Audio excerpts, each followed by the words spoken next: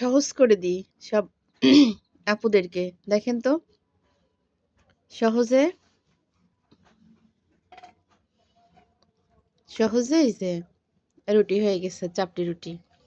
দেখেন এত সফট হইছে, দেখেন এত সফট হইছে, অনেক মজা। কিন্তু এইভাবে গরুর গোশত রান্না করলে এভাবে বানাই খেতে পারবেন।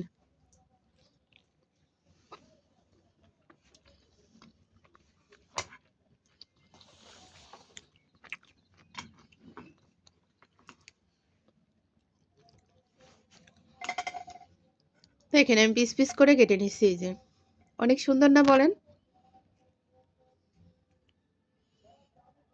এই যে খেতে ইচ্ছা করলে চলে আসেন খুলনাতে। আমার খুলনার আশেপাশে যারা আছে চলে আসেন।